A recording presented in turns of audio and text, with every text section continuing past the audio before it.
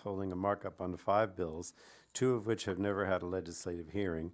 And this is unfortunate because I believe these 5 bills are areas where Democrats and Republicans share similar goals for securing our nation's supply chains and ensuring everyone in the U.S. is informed about who is storing their sensitive data and where it is stored. While this committee has the opportunity to enact real positive change in the lives of everyday Americans, it's unfortunate that the Republican majority is not taking these bills to regular order so that we can hear feedback on the bills from interested stakeholders to ensure there is no unintended consequences. So I hope this is not the way the chairs plan to run this subcommittee and committee over the next 2 years.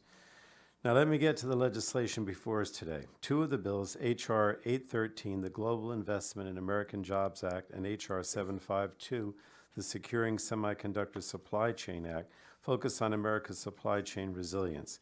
The COVID-19 pandemic exposed the vulnerabilities in the U.S. supply chain, which had devastating effects for first responders, patients, and everyday Americans. Now, I'm glad to see the Republican majority has made it a priority this Congress to address and strengthen U.S. supply chain. It's critical that we work together to ensure that the disruptions we saw over the past 3 years never happen again.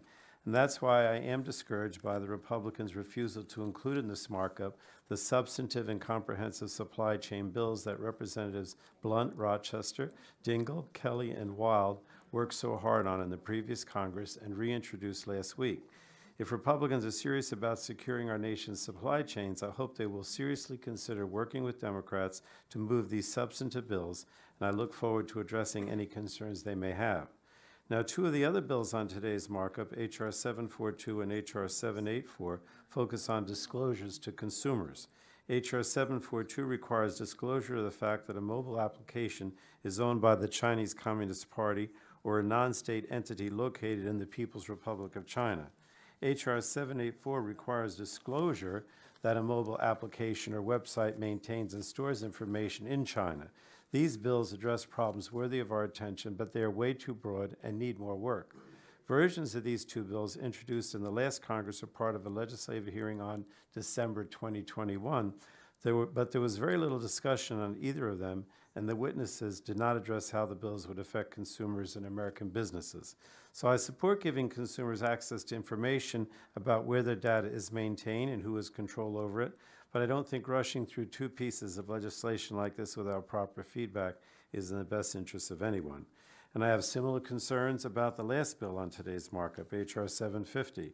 This bill was only introduced a few days ago, and there's not been adequate time to vet this legislation with stakeholders to fully explore its implications.